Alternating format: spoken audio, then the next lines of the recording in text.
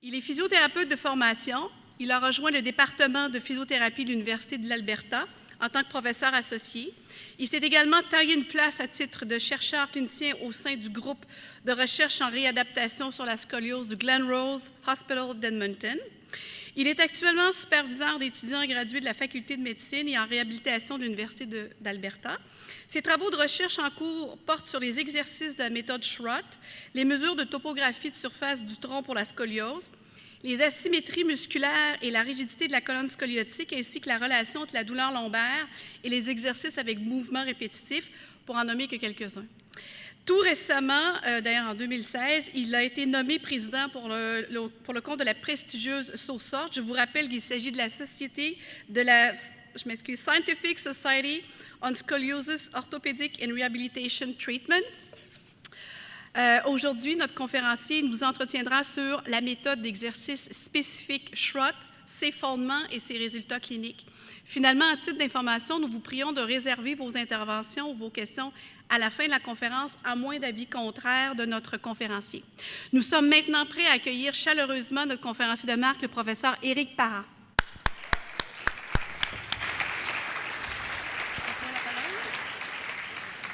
Merci beaucoup. C'est un plaisir d'être avec vous cet après-midi, de retour dans mon patelin et de vous présenter nos travaux de recherche. Je dois débuter en disant que, à mon avis, je n'ai pas de conflit d'intérêts, je n'ai pas de relation avec des intérêts commerciaux reliés à ce dont je vais vous présenter. Toutefois, on a reçu, et je remercie les fondations qui nous ont supportés dans la recherche que je vous présente aujourd'hui. Donc, notre plan aujourd'hui, je vais commencer avec une revue générale qui va vraisemblablement être un peu redondante avec des choses que vous avez vues récemment. Et ensuite, on va passer quelles sont les évidences en termes de support pour le dépistage et la relation avec l'exercice. On va maintenant ensuite discuter quelle est la place des exercices dans le traitement des scolioses en termes de guide de pratique et en termes de est-ce qu'il y a des déficits qui sont traitables à l'aide d'exercices. Et on va en arriver à décrire qu'est-ce que l'approche Schrott.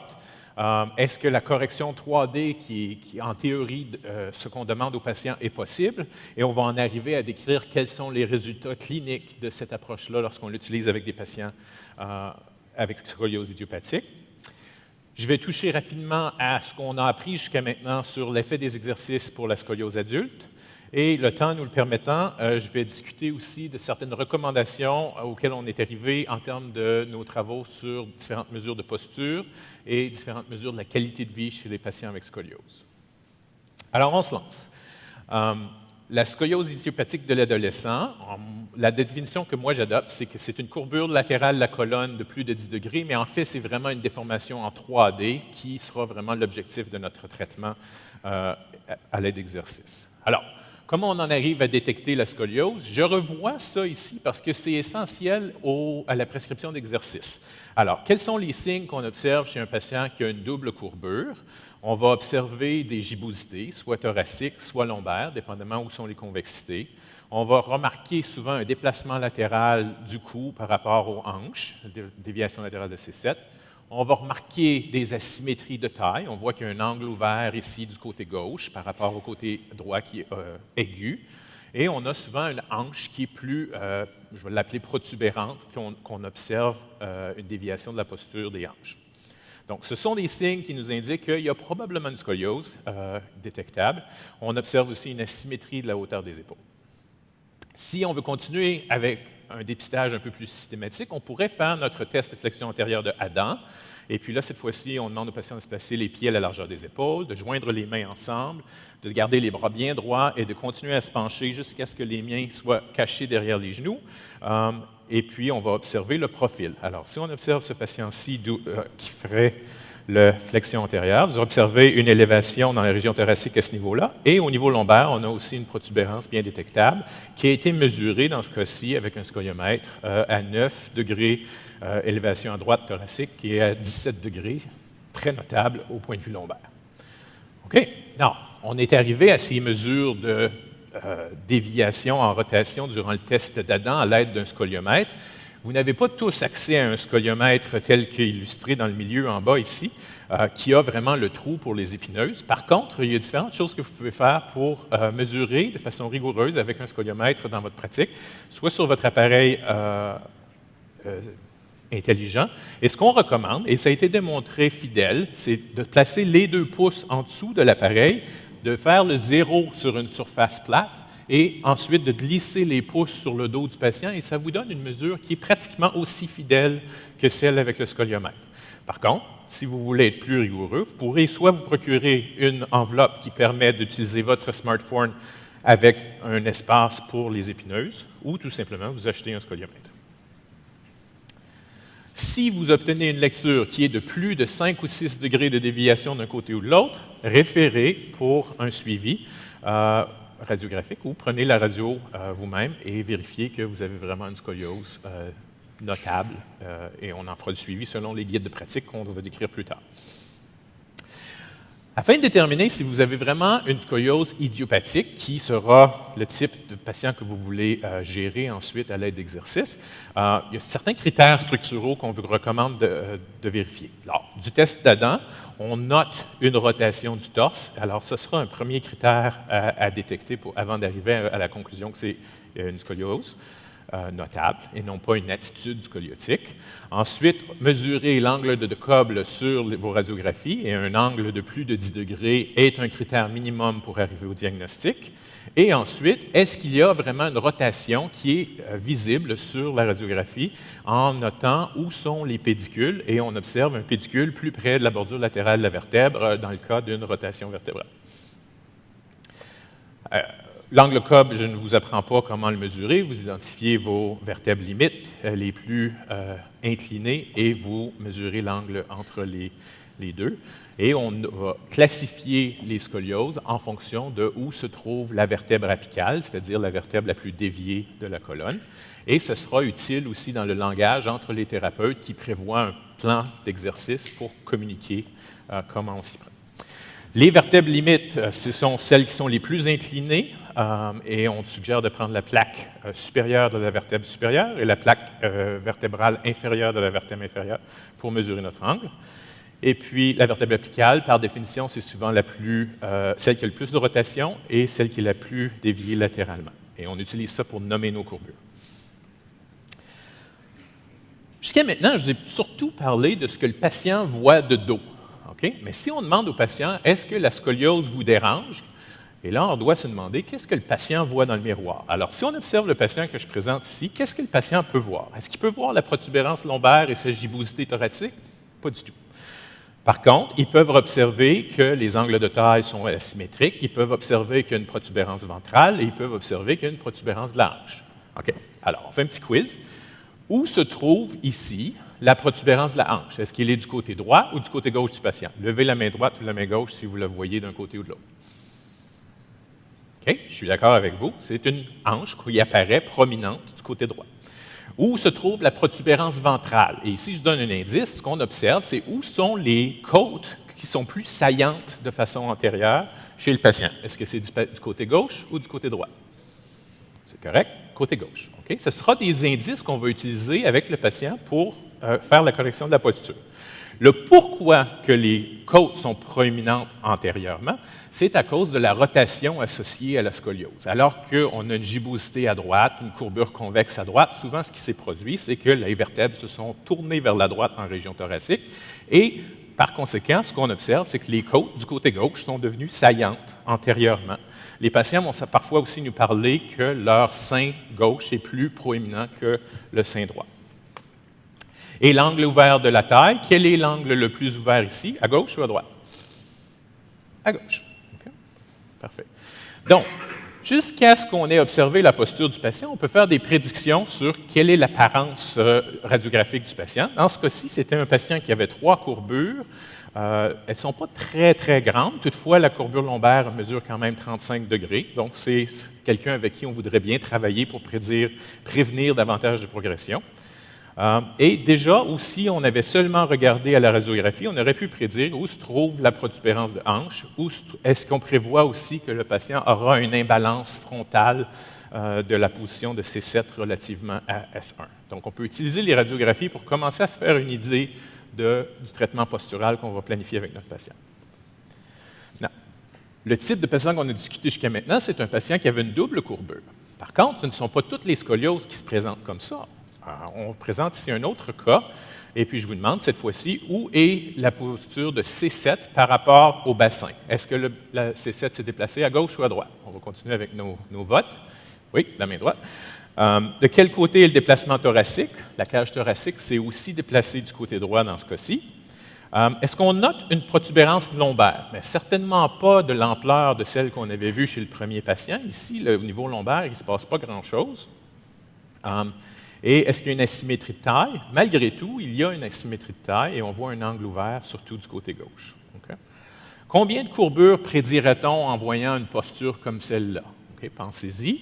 Et là, on arrive à notre radiographie qui correspond à ce patient-là. On a un patron qui est assez différent de ce qu'on avait vu. Le traitement par exercice sera différent dans ce cas-là aussi. Okay? Les courbures thoraciques supérieures ne sont pas si évidentes à prédire que ça. Toutefois, les courbures thoraciques ici étaient vraiment celles qui affectaient la posture du patient. On n'a pas des courbures qui sont énormes, mais ce sont quand même des courbures qui vont soit être traitées par corset, soit être traitées à l'aide d'exercices. Et notre œil doit être entraîné à détecter comment ces courbes-là affectent la posture du patient. Okay? On note quand même, si on avait seulement la radio devant nous, qu'on observera vraisemblablement une hanche protubérante à gauche et possiblement une imbalance frontale avec C7 un petit peu vers la droite relativement au bassin. Okay. On présente ici un dernier cas, un troisième, et cette fois-ci, encore une fois, c'est une autre présentation clinique chez ce patient-là. De quel côté est C7? Well, il est pas mal dans le milieu. Quel est le déplacement des hanches? On voit une hanche qui est vraiment proéminente du côté droit du patient dans ce cas-ci. Est-ce qu'on a une gibbosité dorsale? S'il y en a une, je la mettrai à droite, mais ce n'est vraiment pas de l'ampleur des deux patients qu'on a vus jusqu'à maintenant. Et est-ce qu'on a une protubérance lombaire? Définitivement, il y a quelque chose qui se passe en lombaire ici. Et la protubérance serait à gauche.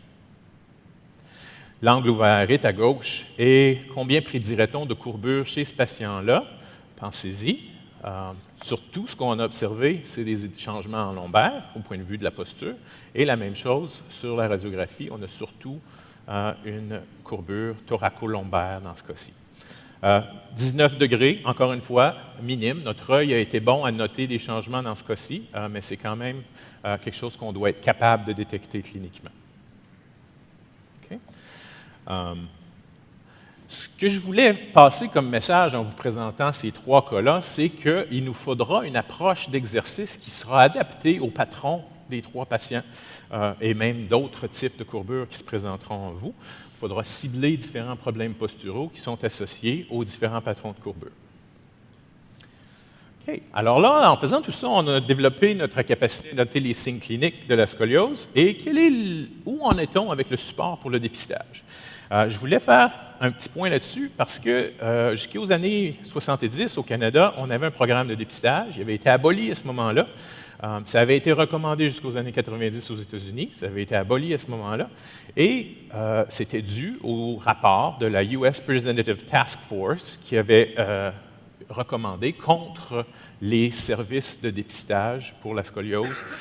Et la raison citée à ce moment-là, c'était qu'il n'y avait pas assez d'évidence pour justifier l'utilisation du dépistage. Toutefois, ces recommandations-là ont été mises à jour cette année et on en est maintenant passé à une recommandation pas contre, mais plutôt pour le fait qu'il y a des évidences qui sont encore insuffisantes. Le problème, c'est que la barre a changé. Les attentes en termes d'évidence sont plus importantes maintenant qu'elles ne l'étaient avant. Donc, malgré le fait qu'on ait développé beaucoup plus d'évidences qui supportent, justement, qu'on sait quoi faire avec la scoliose et qu'on peut les détecter et qu'on peut les traiter, on conclut quand même en 2018 que les évidences sont insuffisantes. Si je résume, par contre, ce qu'on dit, c'est qu'on a un bon test pour faire la détection. Le test d'Adam avec scoliomètre est un bon test pour faire la détection. Les évidences sont convaincantes que si on détecte un cas tôt, on peut prescrire à ce cas-là un corset et on peut s'attendre à prévenir la progression de la scoliose. Donc, les gens sont maintenant convaincus qu'on a une bonne efficacité du corset. Là où ça manque, c'est qu'on n'a pas suffisamment d'évidence sur l'effet des exercices, ce qui m'intéresse parce que c'est ce que je recherche. On a peu d'effets sur l'effet des chirurgies et les effets du dépistage, néfastes. Le problème, c'est qu'il y a des inquiétudes encore avec le dépistage, qu'on expose les patients à trop de radiation et qu'on crée un problème, on médicalise un problème qui, autrement, n'aurait pas nécessairement, qui n'en vaut pas la chandelle nécessairement. Et ce qui a changé, c'est qu'on nous demande maintenant, comme chercheurs, de fournir des évidences à très long terme de l'effet de nos traitements précoces. Et c'est très difficile de produire ces évidences-là, mais c'est ce sur quoi on doit maintenant se focusser pour vraiment changer les recommandations à l'avenir. Donc, on a un bon test, on a des traitements qui peuvent fonctionner très bien au départ, possiblement aussi avec l'exercice, mais on doit fournir des évidences supplémentaires pour supporter ça. Les sociétés professionnelles qui gèrent le traitement orthopédique sont de l'avis qu'il faut faire la détection. Donc, je nomme ici certaines sociétés importantes. La Scoliosis Research Society, c'est une association de chirurgiens dans le monde qui se spécialise sur la scoliose. The American Academy of Orthopedic Surgeons is also très importante. The Pediatric Orthopedic Society of North America aussi cible les problèmes pédiatriques. Et the American Academy of Pediatric est aussi d'accord qu'il faut faire la détection. Ces gens-là suggèrent que si on va faire de la détection systématique, on devrait évaluer les filles à l'âge de 10 et encore une fois à l'âge de 12 ans. Ce sont 2 périodes de dépistage pour les filles. Et chez les garçons, plus tard, un petit peu, vers l'âge de 13 ou 14 ans, un dépistage serait suffisant. On est d'accord que le test de flexion de Adam avec scoliomètre, c'est la stratégie à suivre pour la détection. Et que dans l'ensemble, pour éviter de surtraiter et de médicaliser le problème, il faut vraiment faire le suivi avec scoliomètre jusqu'à ce qu'on observe de la progression. On doit faire attention pour éviter d'exposer nos patients à trop de radiation. Alors, ça, c'est pertinent pour vous qui ont accès à la radio. S'il n'est pas évident du point de vue du scoliomètre que vous êtes déjà rendu dans un cas progressif, contentez-vous de faire un suivi clinique. Et ces gens-là remettent l'emphase sur le fait qu'on a maintenant des tests, des études qui démontrent que le corset et les exercices, ça fonctionne bien. L'étude qui est la plus convaincante au point de vue de l'efficacité des corsets, c'est l'étude de Weinstein, qui a démontré que le taux de succès lorsqu'on utilise un corset rigide est d'environ 70 %, c'est-à-dire qu'on a prévenu dans 72 % des cas la progression de la courbure jusqu'au seuil chirurgical. Par contre, il y avait quand même 50 % des patients qui ne recevaient pas de traitement, qui étaient seulement sous observation, qui évitaient aussi de progresser à ce niveau-là. Par contre, c'était suffisamment convaincant que l'étude a été arrêtée trop tôt parce qu'on jugeait que ce n'était pas éthique de ne pas offrir le corset aux patients du groupe contrôle. Et puis, cette étude-là a aussi fourni des données très convaincantes en termes de relation entre le nombre d'heures où le patient porte le corset chaque jour et l'effet du traitement. Alors, on doit encourager nos patients à porter leur corset rigide parce que c'est vraiment relié à la probabilité de succès avec un corset rigide. Donc, le corset, c'est convaincant. Par contre, ces sociétés-là, lorsqu'elles discutent de l'effet des exercices, sont un petit peu variables dans leurs recommandations. Dans le cadre de leur position statement sur le dépistage, on dit que les exercices spécifiques pour la scoliose peuvent réduire la probabilité de progression. C'est encourageant. Par contre, si on va plus creux sur le site web de la Scoliosis Research Society, dans leur message aux adolescents sur l'efficacité des traitements, on dit que la physio et la chiro n'ont pas encore prouvé scientifiquement qu'ils peuvent prévenir la progression des courbures et toutefois, il pourrait être utilisé pour renforcer vos muscles stabilisateurs et gérer la douleur. Donc, c'est le message qui est encore véhiculé aux adolescents. En termes du message véhiculé aux parents, c'est un petit peu plus convaincant. Les exercices sont de plus en plus utilisés avec les corsets pour limiter la progression. La combinaison des deux peut offrir des avantages. Et lorsqu'on leur demande quelle est leur recommandation en termes d'exercice pour les adultes, ils sont un petit peu plus optimistes. Okay. Donc, ça, c'est où on en est avec, dans le fond, le support des sociétés pour l'approche par exercice, où on en est dans les guides de pratique aux cliniciens. La SRS, qui est un peu l'opinion des chirurgiens qui influence beaucoup le traitement en Amérique du Nord, on suggère que chez les petites courbures, on utilise le suivi régulier, routine, observation. Chez les plus importantes courbures, on offre le corset, ensuite la chirurgie, et chez l'adulte, on considère, mais on ne sait pas trop quoi faire jusqu'au seuil chirurgical où on offre la chirurgie. il n'y a pas d'exercice là-dedans. La SOSORT, c'est la Society on Scoliosis Orthopedic and Rehabilitation Treatment, et ils sont beaucoup plus actifs dans leur traitement et leur prise en charge de la scoliose. On focus sur l'observation et les exercices dès la détection de la scoliose. Chaque fois qu'on considère l'utilisation d'un corset, on recommande utiliser les exercices. Ensuite, en poche chirurgicale, si nécessaire, on peut aussi utiliser des exercices. Et chez les adultes, on utilise des exercices. Dans l'ensemble, si je résume, par contre, il faut évaluer le risque de progression du patient en fonction de leur maturité. Et plus le risque de progression est important, plus il faut être agressif avec notre approche de traitement. Dans l'approche de SOSORT, ce qu'on recommande, c'est des exercices spécifiques à la scoliose. C'est quoi ça, des exercices spécifiques à la scoliose? On les définit comme étant des formes d'exercices pour lesquelles on a des données probantes dans la littérature, mais qui présentent des caractéristiques suivantes. On demande aux patients de faire une autocorrection de leur courbure en 3 dimensions. Donc, l'exercice doit inclure cette composante-là. On doit aussi inclure une composante où ces corrections-là sont intégrées aux activités de la vie quotidienne. On les entraîne une stabilisation, donc les muscles stabilisateurs doivent contribuer à maintenir la posture corrigée, et il y a beaucoup d'éducation des patients pour les encourager à maintenir leur correction dans la vie de tous les jours. Si vous voulez en savoir plus sur les détails de la guidelines qui a été préparée par la SOSORT, la dernière édition a été publiée en 2016. Ces diapos-là seront disponibles après la présentation, vous aurez la référence. Ce qu'on suggère, c'est une progression de moins intensif à vraiment plus intensif de l'effet des différents traitements. Et ce qu'on note, c'est que le traitement par exercice est inclus soit seul, soit chaque fois que c'est combiné à un corset prescrit. Et le but des exercices dans ça, c'est d'arrêter la progression de la courbure, oui, prévenir les incapacités respiratoires, traiter des douleurs spinales, améliorer l'apparence par la correction posturale. Et on va suggérer d'utiliser les exercices seuls chez les plus petites courbures, de 10 à 30 degrés, chez les patients immatures. C'est-à-dire qu'il y a encore un risque important de progression jugé sur la base du Risser sign, qui est l'ossification de la crête iliaque. Par contre, chez les patients qui sont plus matures, on va vraiment utiliser les exercices à toutes les sauces, tous les types de sévérité. Si on utilise les exercices seulement. Si on utilise les exercices combinés avec les corsets, dans ce cas-ci, on va vraiment utiliser les exercices avec toutes les sévérités de courbure et tous les niveaux de maturité des patients. Okay. Ces détails-là viennent de la publication de 2011, et dans ça, on donne aussi 64 recommandations. Si vous voulez vous développer un programme multidisciplinaire de gestion de la scoliose, on a 64 recommandations pour vous en termes d'équipe à développer, quel est le rôle de chaque membre de l'équipe. C'est bien détaillé dans la publication. Et ces détails-là viennent de publications antérieures où on a vraiment développé des consensus. Donc, en termes de niveau d'évidence, ça, c'est basé sur l'opinion d'experts, mais on a quand même un questionnaire qui a demandé l'opinion de plusieurs experts sur qu'est-ce qu'on devrait faire en termes de traitement par corset et qu'est-ce qu'on devrait faire en termes de traitement par exercice. Okay? Donc, l'exercice est inclus dans les recommandations de guide de pratique de la SOSORT.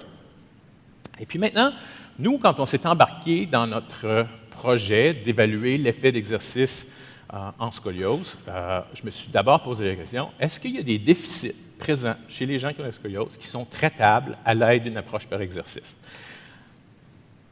Donc, en théorie, on sait que la scoliose affecte la forme des vertèbres. Est-ce que c'est quelque chose qu'on peut changer à l'aide d'exercice? On sait qu'il y a un wedging latéral. La taille des vertèbres elle est plus petite du côté concave que du côté convexe, et elle est aussi plus petite en postérieur qu'en antérieur. C'est une caractéristique de la scoliose.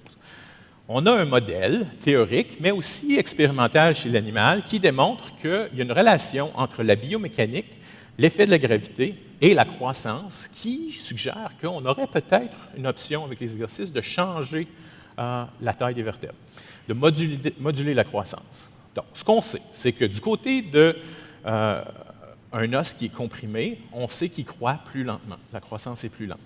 Un os qui est pas comprimé, où on a une traction ou un allègement, il croît plus rapidement. Donc, on sait ça de la physiologie osseuse.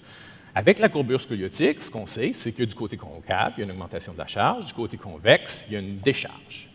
Et alors que la courbure progresse, on a alors une asymétrie biomécanique qui est changeante, et ça développe un cercle vicieux. Plus il y a de la compression du côté concave, plus la courbure progresse. Mais en théorie, si on est capable de changer ce cercle vicieux-là et d'équilibrer les forces sur l'os croissant, on devrait être en mesure de moduler la croissance. Donc, il y a peut-être un rôle pour l'exercice de créer un changement des distributions biomécaniques sur l'os qui continue sa croissance. C'est vraiment le principe derrière le corset. On suggère de changer la distribution des charges et on croit que durant la croissance, c'est seulement la période dans laquelle on traite avec un corset, on est capable de moduler le risque de progression. On change de plan maintenant. Cette fois-ci, qu'est-ce qu'on sait de comment la scoliose affecte les muscles du système spinal? Donc, en haut, ici, je vous présente les relations des petits muscles paraspinaux chez un patient normal, symétrique. Les tailles des muscles seraient équilibrées. Par contre, avec la scoliose, on a un fléchissement latéral dans le plan frontal, on a une rotation dans le plan transverse et on a un peu une hypocyphose qui se produit aussi due à la croissance antérieure qui est plus grande que la croissance postérieure. Et tous ces changements-là, liés au changement de l'orientation de la colonne, ont un effet vraisemblablement de raccourcir les muscles du côté concave et d'étirer les muscles du côté convexe.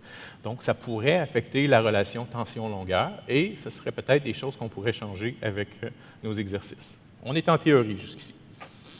Alors, on a décidé de faire une revue systématique de la littérature sur ce qui a été documenté en termes de déficit musculaire chez les patients avec scoliose. On a trouvé 24 articles, mais la qualité de la recherche dans ce domaine-là n'était pas extraordinaire. Seulement 50 de nos critères de qualité ont été rencontrés. Et il y avait un manque de recherche sur bien des déficits qui nous intéressaient. Après avoir fait ces revues-là, on conclut qu'on ne sait pas vraiment si les déficiences qu'on observe chez les patients avec scoliose sont causales, c'est-à-dire que quand la déficience musculaire est présente, il se développe une scoliose, ou elles sont des conséquences du fait que l'angulation de la colonne a changé avec la scoliose. Alors, on ne sait pas si c'est l'œuf ou la poule. On ne sait pas aussi si jamais on ciblait un traitement sur chacune de ces déficiences-là, on aurait un effet sur la progression de la courbure. Alors, on a continué notre étude, puis on s'est posé d'abord, qu'est-ce qu'on sait des différences entre les patients avec scoliose par rapport au contrôle? On a trouvé 6 études d'EMG, l'activité des muscles, et 4 études de dynamométrie. Et puis, on a conclu que l'activité est généralement prolongée chez les patients avec scoliose à la marche. Donc, ils gardent leurs muscles paraspinaux actifs plus que les normaux. On a observé aussi que si on demande à un patient de faire une flexion latérale, leurs muscles du côté contralatéral à la flexion sont plus actifs, relativement parlant, par rapport aux patients contrôle. Donc, leur patron d'activité est différent. Et ils présentent plus souvent des faiblesses des paraspinaux et des muscles abdominaux par rapport au contrôle. Donc, en général, il y a des déficits qui, en théorie, seraient traitables. Si on regarde, est-ce qu'il y a des asymétries au point de vue de la fonction musculaire quand on compare les patients contrôle aux patients avec scoliose? Encore une fois, on a trouvé seulement 4 études EMG. Et puis, encore une fois, on a un déséquilibre de l'activation des paraspinaux durant la flexion latérale. Les patients présentent différents patrons d'asymétrie d'activation de leurs muscles durant des contractions isokinétiques en flexion-extension. Et si on perturbe leur posture, donc on crée soit un changement de la position du sol qui leur demande une réaction posturale, les patients avec scoliose sont plus lents à réagir que les patients en contrôle. Donc, il y a encore une fois opportunité de traitement. Si on fait une mesure des associations entre les déficiences musculaires et le risque de progression, on a trouvé seulement 4 études qui ont étudié ça. Ça, c'est pertinent parce que ça serait plus convaincant de voir que s'il y a un déficit qui est relié à la progression, si on changeait le déficit, on aurait probablement un effet sur la progression. Encore, les asymétries convexes-concaves d'activation des paraspinaux prédisent la progression, particulièrement si on les mesure en position assise, et les latences qui sont plus prolongées, donc quand les temps de réponse aux perturbations posturales, les patients qui ont de plus importantes perturbations à ce niveau-là sont plus susceptibles de présenter une progression. Donc, encore une fois, il y a moyen de changer quelque chose là-dessus. On a décidé de faire notre propre étude aussi parce qu'on s'était dit, nous, ce qu'on suppose, c'est que les patients ont une fatigabilité accrue par rapport au contrôle. Et puis, on n'avait pas trouvé d'études sur la fatigabilité des muscles paraspinaux qui valait la peine d'inclure dans notre étude. On s'intéressait à ça parce qu'il y a eu une documentation au préalable que les muscles du côté concave présentent moins de fibres de type 1 par rapport au côté convexe et aussi moins de fibres de type 1 qui sont spécialisées dans l'endurance musculaire par rapport au sujet contrôle. Et quand on regarde les différents types de programmes d'exercice scoliosis spécifiques, la plupart, quand on analyse les paramètres de prescription des exercices, on pourrait prétendre que ces gens-là ciblent une augmentation de l'endurance. Alors, on s'est dit, est-ce qu'il y a vraiment un problème d'endurance à cibler? Alors, on a fait cette étude-là. On a mesuré l'endurance musculaire à 3 niveaux, à l'apex, vertèbre limite supérieure, inférieure, entre les côtés concaves et convexes, chez les patients avec scoliose, comparé à des contrôles qu'on avait appariés pour l'âge, le poids et la taille. Les tests qu'on les a fait faire, ce sont des planches latérales et des tests de Sorensen.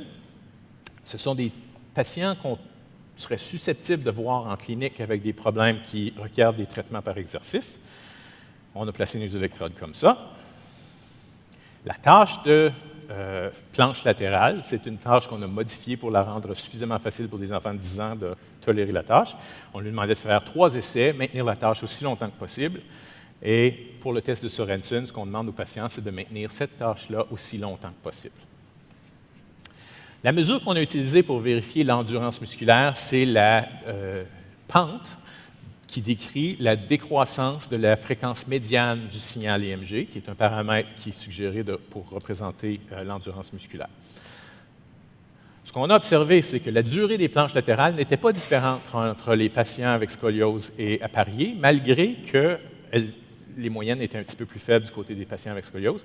Ce qu'on observait toutefois, c'est que les planches qu'on faisait avec le côté concave vers le bas ou le côté gauche vers le bas pour les contrôles étaient moins endurantes. Les patients n'étaient pas capables de les tenir aussi longtemps comparé au contrôle. Pour le test de Sorensen, encore une fois, les différences entre les groupes n'étaient pas significatives en termes de temps où les patients pouvaient maintenir la position. Par contre, les moyennes étaient un petit peu plus faibles chez les patients avec scoliose. Lorsqu'on a analysé les signaux de leurs muscles, ce qu'on a observé, c'est qu'il y avait plus de fatigue mesurable chez les contrôles, ce qui nous a surpris. Dans tous les cas, on avait plus de fatigue durant la planche qui se faisait avec le côté concave vers le bas ou le côté gauche vers le bas pour les contrôles. Et on avait plus de fatigue observée au niveau de la vertèbre limite supérieure qu'inférieure dans le cadre des planches latérales. Lorsqu'on a regardé les données des muscles durant le test de Sorensen, on a vu plus de fatigue à la vertèbre limite inférieure que dans les deux groupes. Les deux tâches semblent cibler des portions de la colonne qui sont différentes. Et lorsqu'on s'est posé des questions, pourquoi on n'a pas vu plus de différences d'endurance que ça? Il est possible que notre échantillon était petit. Ce qu'on a trouvé aussi, c'est que les patients ont de la misère à maintenir ces tâches-là de façon rigoureuse. Ils sont très variables dans leur façon de performer la tâche et je crois qu'on observe beaucoup de compensation. Les patients changent leur façon de faire. Alors, il faudra répéter l'étude dans des contractions vraiment très contrôlées. Et on avait un groupe qui était relativement hétérogène. Ici, on a fait l'erreur de ne pas contrôler pour le type de courbure qu'on a inclus dans notre étude. Et à mon avis, c'est assez important. Et on avait une variabilité des groupes de sévérité qui était assez important aussi. Alors, pour l'instant, on parle encore la même chose avec le test de Sorensen. La tâche sollicite les deux côtés à la fois, donc il y a vraiment moyen pour les patients de compenser lorsqu'ils font le test. La tâche est quand même encore instable. Les patients varient beaucoup dans leur façon de faire le test. Et ça ne sollicite pas beaucoup les muscles thoraciques comparés aux muscles lombaires. Puis souvent, nos patients ont beaucoup un problème thoracique avec la scoliose. Alors, il nous faut des meilleures tâches pour documenter un problème d'endurance.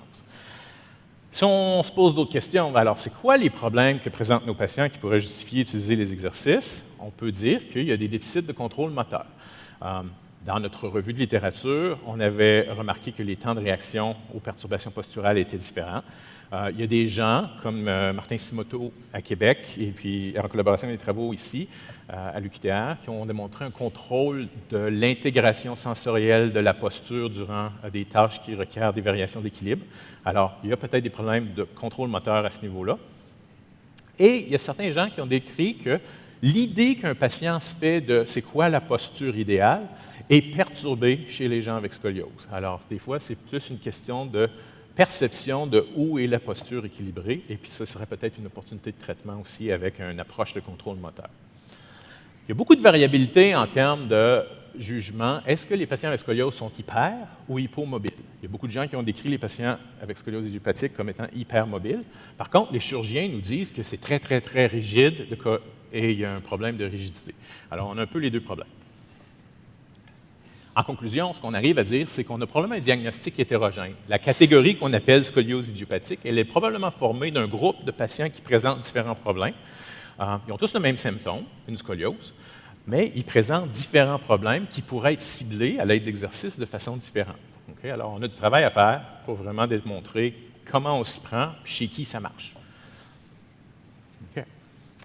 Alors, est-ce qu'on a des données probantes sur l'effet des exercices spécifiques à la scoliose? Bien, avant de s'embarquer là-dedans, on a regardé ce qui avait été publié dans la littérature. Il y avait une revue de 2011 qui était très bien organisée, qui nous a montré que la plupart du travail fait jusqu'à ce stade-là, c'était fait sur l'approche de Schrott. Dans les cas où ça avait été rapporté, généralement, on avait une proportion de patients améliorés qui était plus grande que chez les patients contrôle, et on avait minimisé le nombre de patients qui avaient une expérience de progression des courbures par rapport au groupe contrôle. Il y avait d'autres approches, l'approche side-shift, l'approche italienne de CS, que je vais décrire dans quelques minutes, qui montraient aussi des résultats prometteurs sur l'effet des exercices à ce moment-là. Mais nous, on s'est attardé à Schrott tout simplement parce que ça avait été publié davantage par rapport à d'autres méthodes. Les patients nous demandaient « Quel est mon risque de progression si je reçois un programme d'exercice? » Et puis ces gens-là, dans leur revue de littérature, ce qu'ils ont fait, c'est qu'ils ont décrit l'âge initial des patients dans chaque étude par rapport à l'âge final et en relation avec le changement de l'angle cobe. Si j'attire votre attention sur les 3 études en vert ici qui ont reçu un programme d'exercice spécifique, ce sont des patients plus jeunes, donc immatures, plus à risque de progression. Et chez ces gens-là, il semble qu'on a quand même un effet qui limite la progression de la courbure. Ça progresse, mais ça progresse plus lentement à l'aide d'exercices. Si on attend un peu plus tard avant de débuter nos programmes d'exercice, ce sont des patients qui sont un petit peu plus matures du point de vue musculo-squelettique. Et quand on les traite avec des programmes d'exercice, les lignes solides, on remarque qu'on a peut-être un potentiel pour réduire la taille des courbures dans ce groupe-là. Okay? Donc, c'est prometteur l'effet des exercices, différentes approches, et ça varie en fonction de l'âge où on commence avec le traitement. Okay. Par contre, dans ces études-là, il y avait beaucoup de problèmes méthodologiques qui nous ont convaincus qu'il fallait faire notre propre étude. Ce qu'on avait observé, il y avait très peu d'essais randomisés. Okay? Donc, on n'avait pas de groupe contrôle où il y avait vraiment une allocation aléatoire. Il y avait très peu d'études prospectives. C'était souvent des revues de dossiers. Il y en avait seulement 4 à ce moment-là. Seulement une étude avait fait une évaluation à l'aveugle. L'évaluation à l'aveugle, l'évaluateur ne sait pas quel traitement le patient a reçu et il peut faire l'évaluation de façon objective. Dans bien des cas, on n'avait pas documenté si les patients avaient suivi leur programme avec rigueur et assisté à toutes les séances prévues et fait leur programme à la maison tel que prévu. Alors, on n'avait pas d'idée si les patients suivaient le programme. Et il n'y avait pas d'analyse par intention de traitement, c'est-à-dire que les abandons étaient souvent inclus comme étant des échecs et ignorés complètement. Est-ce que l'avantage d'une approche par intention de traitement, c'est-à-dire qu'on inclut les patients qui ont abandonné le traitement dans notre estimé de l'effet et c'est un peu plus conservateur. Donc, les résultats publiés jusqu'à cette étape-là étaient vraisemblablement trop optimistes. Alors, quelles sont ces approches-là? Je vous fais un petit résumé des autres approches, autres Schrott, avant qu'on s'embarque dans Schrott. Il y a une approche qui est maintenant très populaire en Italie. Le terme anglais, c'est CS, Scientific Exercise Approach for Scoliosis. L'idée de l'approche, c'est qu'on montre une autocorrection en 3D au patient, mais aussitôt que le patient en a une certaine maîtrise, on se met à lui donner des défis à garder cette correction-là dans différentes activités de la vie quotidienne qui leur posent problème. Et vraiment, l'emphase ici, c'est est-ce que tu es capable de maintenir ta correction dans différentes activités de la vie de tous les jours? Et ça varie énormément les activités qu'on prescrit, mais l'idée ici, ce n'est pas nécessairement une correction parfaite, mais une habilité à maintenir la correction aussi longtemps et aussi souvent que possible. Le side shift and itch, c'est une autre méthode qui a été développée au Japon et en Angleterre. Il y a des gens qui. Et c'est très simple. Déplacement latéraux du torse chez les gens qui ont une scoliose thoracique simple. Déplacement du bassin pour corriger une scoliose lombaire. Et déplacement des deux, du bassin et du thorax pour corriger une courbure double. Et il y a eu des résultats positifs décrits en répétant ces activités-là durant la vie de tous les jours. Les Polonais ont l'approche Dobozhevich Medicine qui a été développé. L'emphase ici est un petit peu plus sur la syphose de la scoliose. Il y a une tendance d'hyposyphose chez les gens qui ont une scoliose. On travaille beaucoup sur 4 pattes et on montre aux patients à corriger l'orientation dans le plan transverse et sagittal, et on fait une progression de ce côté-là, avec des bons résultats publiés aussi en termes de correction. Scoliologic en Allemagne, qui est vraiment une variation simplifiée de ce que je vais vous parler, Schrott, est aussi un programme d'autocorrection qui est maintenant offert aussi aux chiropraticiens. Si vous voulez vous certifier, Scoliologic est disponible pour vous. Généralement, ce qu'on a fait, c'est qu'on a adapté des exercices de Schrott à la vie de tous les jours des patients dans ce contexte-là. Toutes ces approches-là sont décrites et comparées dans la publication de Agit Berdyshevsky, qui a été publiée et qui est disponible en ligne. Je vous invite à aller voir ça. Les cliniciens me demandent souvent, bon, si je m'embarque dans un programme d'exercice, qu'est-ce que je vais offrir comme fréquence de traitement, dosage de traitement? Alors, quand on avait prévu notre étude, on a regardé qu'est-ce qui s'était offert jusqu'à maintenant, et vous allez voir que c'était très, très, très variable. Si on s'arrête seulement aux études de Schrott, il y avait 2 types d'approches. Une approche où les patients sont à l'interne, sont admis à l'hôpital, ils travaillent intensivement, 6 jours semaine, des périodes de 5-6 heures par jour pendant 3-4 semaines. Il y avait aussi des programmes publiés à l'externe où on voyait les patients 2 fois semaine, 5 fois semaine, et on travaillait 2 à 4 heures avec ces patients-là. Et dans tous les cas, on avait des résultats assez prometteurs.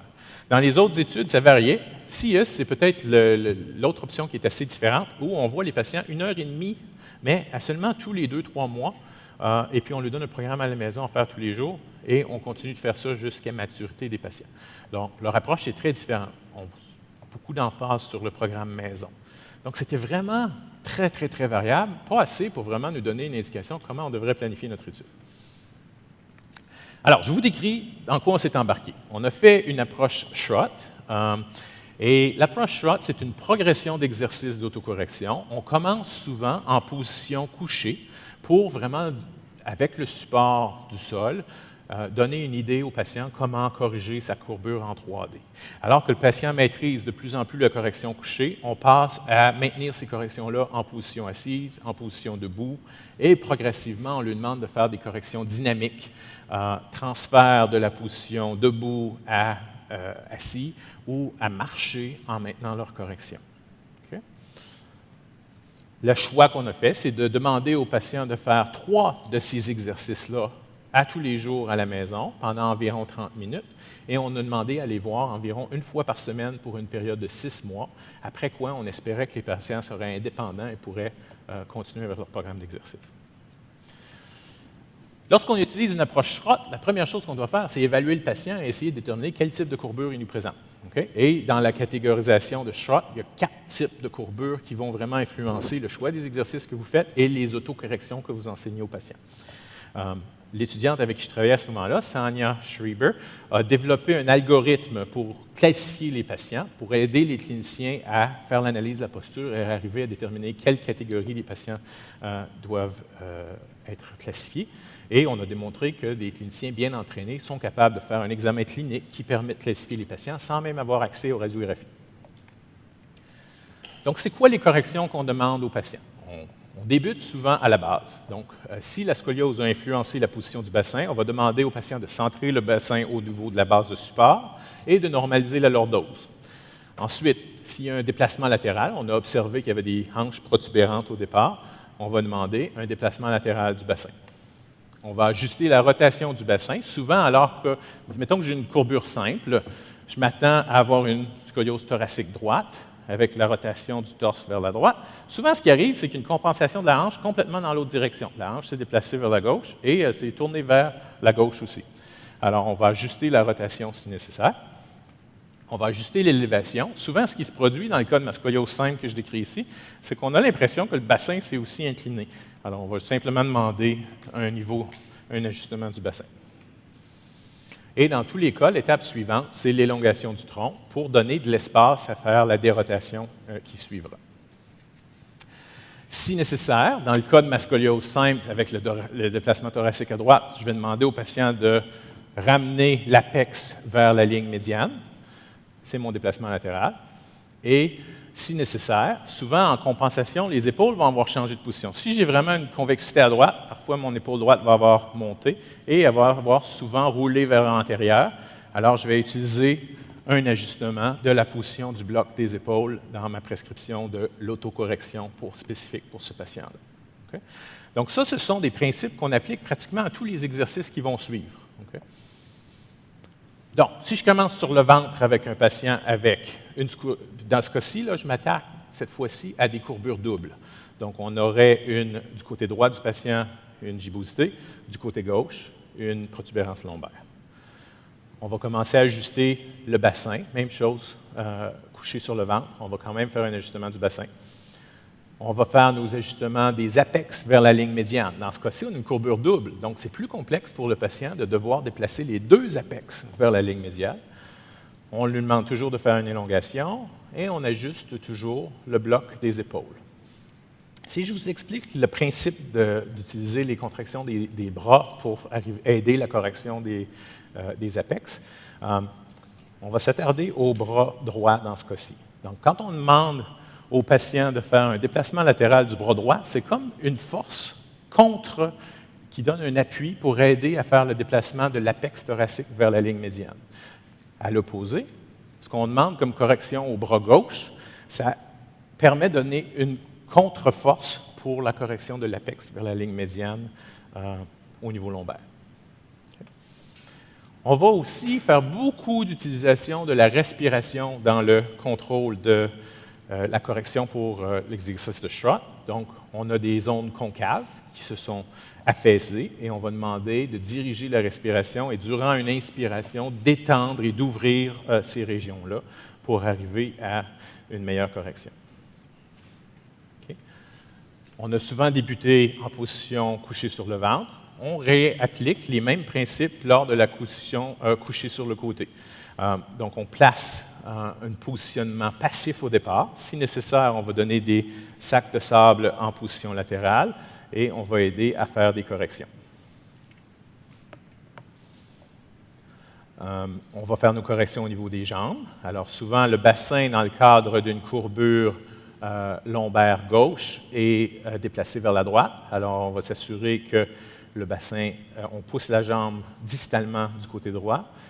Et on va souvent utiliser une élévation de la jambe pour activer les muscles quadratum. On ne sait pas exactement quel muscle, mais souvent, en réaction à l'élévation de la jambe, on a un tirage de la concavité lombaire vers la ligne médiane. Et ça nous aide à obtenir une bonne correction. On va toujours ajouter l'élongation dans cette position-là. On va demander au patient de déplacer les apex vers la ligne médiane. On va demander une correction des épaules. Et on va demander la respiration dans les zones concaves pour ouvrir les zones qui étaient comprimées par la scoliose. Okay? Vous voyez le patron. On répète les mêmes corrections dans chacune des positions. Là, le défi est plus grand pour un patient lorsqu'on se retrouve sur un vallon, une base instable. Et encore une fois, on va débuter avec des corrections du bassin, une élongation, nos déplacements latéraux vers la ligne médiane, la dérotation, la respiration et les corrections du bloc des épaules dans cette position-là aussi. Okay? Si nécessaire, on va ajouter une correction pour maintenir la syphose. Il y a une tendance qui a été décrite que les patients qui travaillent avec Schrott ont tendance à hyposyphoser. Alors maintenant, on a vraiment une emphase pour essayer de prévenir ça durant notre exercice. L'étape suivante, on passe debout, encore moins stable, encore moins de support passif, mais on applique toujours les mêmes principes. L'élongation, les déplacements latéraux, le déplacement des épaules, la respiration rotatoire, la stabilisation un coup qu'on a une bonne correction. Et il y a une idée qui a été décrite par Schrott que si on utilise une contraction du psoas, on aura un effort supplémentaire qui va nous aider à déplacer l'apex lombaire vers la ligne médiane et à réduire la rotation de la région lombaire. Okay? Y croyez-vous? Okay? Ça, c'est en théorie. Toutes ces corrections-là devraient arriver à corriger le patron des patients. Alors, l'étape suivante qu'on a faite, c'est on s'est posé la question, est-ce que les patients peuvent y arriver? Et pour y arriver, nous, on a mesuré les angles de courbure et les angles de rotation apicale durant chacun des exercices chez des patients avec scoliose qui avaient déjà de l'entraînement sur la scoliose. La méthode qu'on a utilisée, c'est l'imagerie par ultrason, de façon à ne pas répéter des radiographies chez les patients. On a comparé plusieurs positions. La position debout, la position couchée.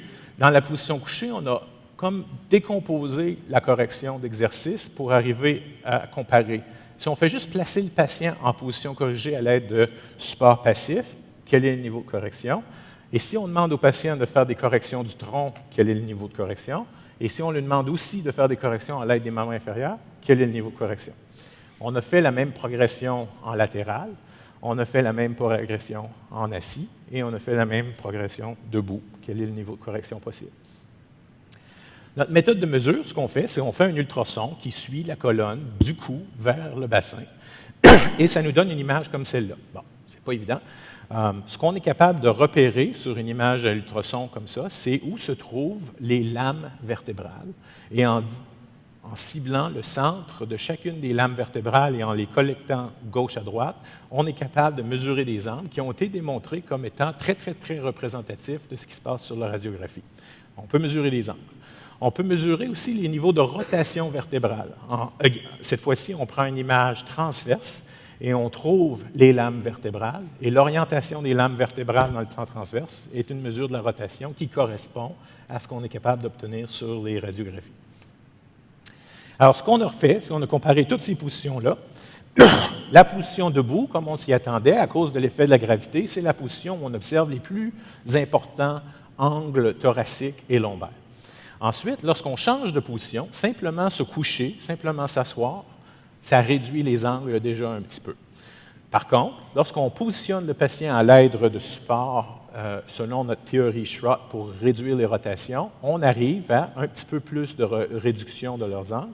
Et si on lui demande en plus d'ajouter des contractions du torse et des contractions des membres inférieurs, dans chacune des positions, on a observé, du moins en couché sur le ventre, une bonne correction de leurs angles thoraciques et aussi de leurs angles lombaires. En couché, encore une fois, l'angle lombaire, ça fonctionne très bien, on réduit l'angle lombaire. En position assise, les deux angles sont très bien réduits à l'aide des corrections de Schrott. Donc, les patients arrivent à faire les corrections complexes qu'on leur demande. On a rajouté une évaluation de la position debout après avoir testé toutes ces positions-là. Ça prenait environ 1 heure de temps de tester toutes ces positions-là. Et ce qu'on a remarqué, c'est qu'à la fin de la session, sans avoir vraiment fait ça, une session d'exercice comme si on travaillait avec le patient, on avait un effet qui durait, qui était notable. Dans leur position relâchée debout à la fin, on avait réduit l'angle lombaire. Même chose, on a dit, est-ce qu'il est possible que les patients réduisent leurs angles, COB, mais compensent en augmentant la rotation? Alors, on ne voulait pas que ça se produise et on a vérifié, est-ce qu'ils réduisent aussi leur rotation lorsqu'ils performent ces exercices-là? Et ce qu'on a remarqué, c'est non seulement ils réduisent les angles thoraciques et lombaires lorsqu'ils font leurs exercices de Schrott, mais ils réduisent aussi la torsion vertébrale qui est présente due à la scoliose. Okay? C'était le cas en couché sur le ventre, couché sur le côté, et en position assise et en position debout. Et puis, ce qu'on a démontré, c'est que toutes les composantes qu'on ajoute petit à petit, on a un effet progressif. Si on positionne le patient comme il faut, en théorie, avec nos supports passifs, on arrive à une bonne correction.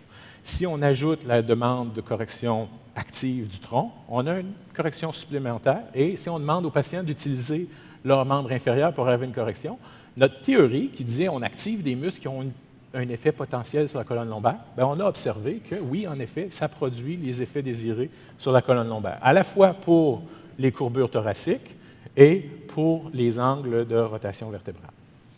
Okay?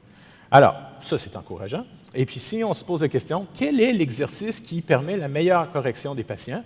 Ce qu'on a observé, c'est qu'en général, entre les différents exercices de Schrott, on obtient des bonnes corrections. Dans notre cas, l'exercice assis nous donnait la meilleure correction. Ça s'avère être aussi l'exercice que les patients ont pratiqué le plus. Est-ce que la conclusion que je tire de ce graphique-là, c'est qu'en général, les exercices, peu importe dans laquelle position on les teste, on a des bons effets sur tous les angles qui nous intéressaient. Okay? Donc, on conclut, les patients peuvent faire ça et sans compensation néfaste. Quand ils vont chercher une correction sur un paramètre, ils ne vont pas décompenser ailleurs lorsqu'on les enseigne un exercice de Schrott comme il faut.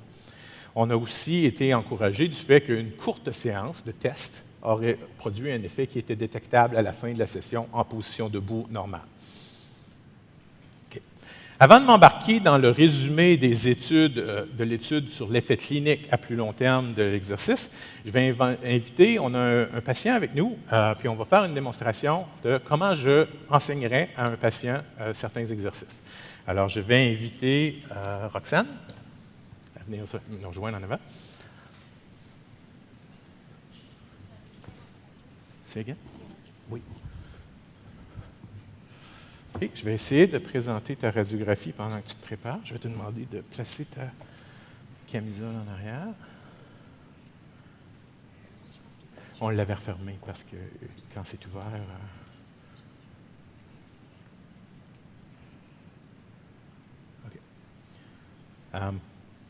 D'habitude, j'aime mieux voir le patient avant de voir les radios.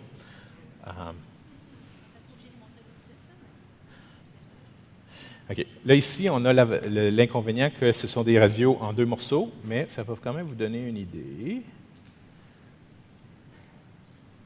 Alors, la colonne lombaire de Roxane a une déviation vers la gauche, ce qui est assez typique des courbures doubles. Elle n'a pas été mesurée comme telle. Elle pensait avoir environ 20 degrés. Je crois qu'on est au-delà de 20 degrés. Oh. Est-ce qu'il est possible? Bon, on va travailler sur la projection. Et pendant qu'on travaille là-dessus, je vais te demander de tourner le dos au groupe. Et je vais faire mon examen. Alors, qu'est-ce qu'on observe?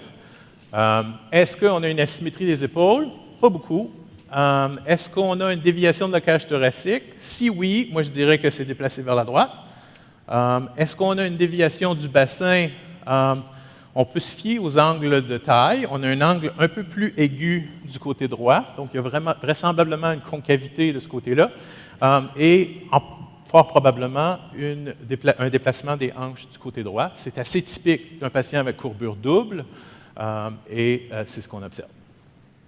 Okay.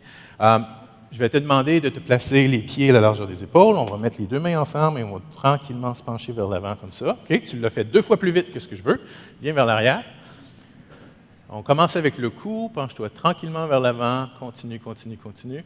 Est-ce qu'on a une déviation qui continue, continue, continue? En thoracique, pas beaucoup. Continue, continue, continue. Et en lombaire, on a une élévation du côté gauche. Okay. Reviens vers la verticale. Super. OK.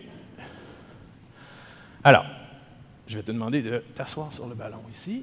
Ce ballon-là est un peu plus bas que ce avec quoi je travaille d'habitude, mais ça va me donner un défi supplémentaire pour ta part. Je travaille souvent avec des pôles qui sont un peu plus longues que celle-là, mais ça va être bien pour te montrer. La pôle, elle va s'appuyer dans le sol. Je vais te demander d'amener la main ici comme ça. Et puis la même chose de l'autre côté, mais souvent, je vais te demander de la garder plus haute. Ça serait bien appuyé. Il y a un support du sol qui va aider à la correction. Okay. En stratégie, j'ai dit, je suis assez systématique dans ma prescription. Je vérifie toujours quelle est la correction du bassin. Alors, en théorie, on avait observé le bassin était déplacé vers la droite. Vraisemblablement, il y a peut-être une rotation vers la droite aussi et une élévation vers le haut. Alors, mes instructions vont être amène ton bassin centré sur la base de support, pousse ta fesse droite dans la balle un petit peu, parfait. Recule le bassin vers la droite un petit peu, vers l'avant si nécessaire, parce que la tendance de la scoliose, c'était de l'amener vers l'arrière. Si nécessaire, je le ramène en position neutre. Et je vais m'assurer que je commence mon exercice avec une lordose qui est physiologique. Okay? Donc, j'ai fait mes corrections du bassin. Ensuite, je vais te demander une élongation. Donc, imagine que je te tire par la couette et qu'on fait une élongation aussi grande que possible. Je ne dis pas aussi droit que possible, je demande tout simplement une élongation. Donne-moi de l'espace pour faire des corrections. OK. Et est-ce qu'on est capable de faire un déplacement latéral? Viens toucher mes doigts au niveau de ta concavité. Parfait. OK, pas trop.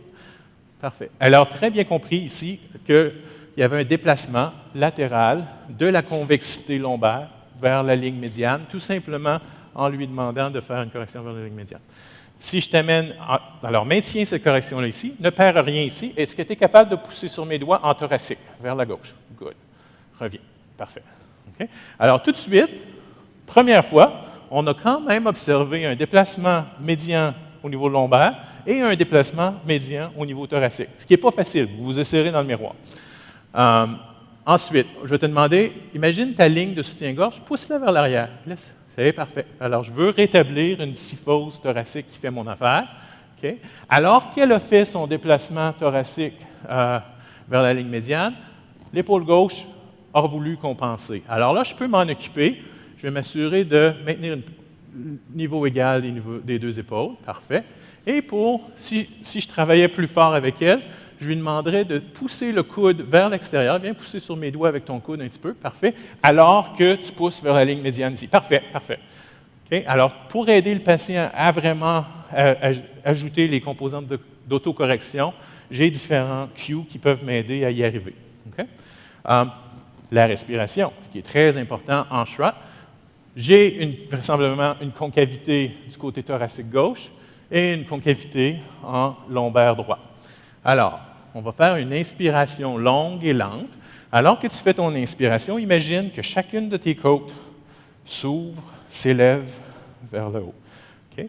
Davantage ouvre vers l'arrière et vers le haut du côté gauche ici. Continue de maintenir ouverture au niveau lombaire ici. Un quiz pour vous. Si la cage thoracique a tourné vers la droite et qu'on a une concavité au niveau postérieur à gauche, où est-ce qu'on a une opportunité d'ouvrir davantage en antérieur? Quel est le côté affaissé ou en antérieur? Okay, ma cage thoracique, ma scoliose, c'est une scoliose convexe à droite en thoracique et tournée à droite. Okay? Alors, je vais vouloir m'ouvrir vers l'arrière et vers la gauche, mais je vais aussi vouloir m'ouvrir en avant à droite. Okay? Alors, ça va donner une impression de dérotation pour Roxane, bien ça? Okay. Alors, en ouverture, inspire, on ouvre vers l'arrière et vers le haut à gauche, et pense à ton sein droit, pousse-le vers l'avant et vers le haut en même temps. Okay? Et ce qu'on a observé, c'est que l'omoplate droite s'est déplacée aussi en un effet de dérotation au moment où elle l'a fait. Okay? Si on fait ça ici puis qu'on perd la correction en bas, on ajoute des corrections. La façon dont je lui demanderais de travailler à la maison avec un exercice comme celui-là, ce serait de faire des cycles de 5 à 10 respirations en vérifiant dans le miroir qu'elle maintient toutes les corrections ensemble. Et si nécessaire, ce qu'on n'a pas fait encore, c'est l'expiration. Okay? Alors, on continue avec nos corrections. On maintient les corrections du bassin, on maintient l'élongation, on maintient les déplacements latéraux. Vas-y avec l'ouverture de tes concavités à l'inspiration. Bien fait. Ramène l'épaule droite vers l'arrière et vers le bas. Parfait. Pas trop. OK. Et ouvre la cage thoracique en avant. OK. Durant ton expiration, souvent pour m'aider comme thérapeute, je lui demande de faire un bruit d'expiration. Vas-y. Ça m'aide à savoir où on en est rendu. Et en faisant ça, je surveille qu'elle ne s'affaisse pas dans les mêmes endroits où elle s'affaisse toujours. Okay? Et cette fois-ci, j'ai observé qu'elle s'est affaissée du côté concave. Alors, cette fois-ci, on y va et on respire, inspire, ouvre les concavités, ouvre vers l'avant. Parfait. Durant ton expiration, ne laisse pas cette partie-là s'affaisser. Expire tranquillement. Vas-y. Un bon 5 secondes d'expiration. OK, on commence à le perdre vers la fin. Et c'est ce que vous pouvez suivre. Et là, la pratique, répéter, répéter, répéter, c'est l'habilité à garder ces corrections-là tous les jours. OK. Est-ce qu'il y a des questions? Oui.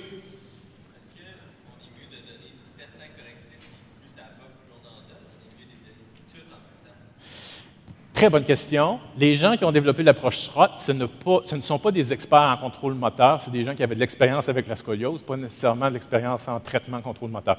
On s'est posé beaucoup de questions. Je ne sais pas c'est quoi la meilleure approche. En pratique, ce que je me trouve à faire, c'est que j'en donne autant que le patient peut en prendre. Et puis, il y a des patients qui n'en prennent pas beaucoup, il y a des patients qui en prennent beaucoup. Et puis, au début de l'intervention, j'en donne beaucoup. Et au fil des semaines et des jours, j'essaie de réduire autant que possible la quantité de feedback que je donne et de faire confiance au système propriocepteur du patient pour y arriver. Et chez certains patients, ça se passe tout de suite. Chez d'autres patients, c'est des répétitions de correction à toutes les répétitions jusqu'à ce qu'à un moment donné, j'ai compris, puis ça se passe presque automatiquement. Je pense et puis il y a des thérapeutes qui donnent le cours que moi, comme physio, j'ai décroché. Il y en avait trop. Et je pense qu'il faut faire attention, comme patient qui donne des corrections en 3D, de ne pas dépasser la capacité du patient de nous suivre. Et on le voit bien. Quand à un moment donné, on atteint la limite, que j'ajoute un conseil, mais je perds quelque chose ailleurs. Et ça ne sert à rien de continuer. Et puis à ce moment-là, je suggère, choisissez vos priorités. Quelle est la correction qui vous amène la meilleure correction 3D? Et puis commencez là, puis ajoutez-en à partir de là. Okay? J'ai parlé dans mon exercice que si on active le psoas, on aura peut-être un effet sur la région lombaire. Alors, dans cette position-ci, vous voyez encore un angle de taille un petit peu plus aigu à droite et on voit un petit peu plus de prominence du côté gauche. Okay? Je vais appuyer avec ma main sur ta jambe droite. Essaie de garder tout le reste bien stable. Tu peux t'aider avec les bâtons. Essaie de pousser avec ta main vers le haut sur ma main. Lève ton pied du sol, lève la jambe droite. Parfait. Okay? À ce moment-là, ce qui est arrivé, c'est qu'elle a aussi élevé le bassin du côté droit. Là, je pourrais lui dire, pousse la fesse droite, lève le genou.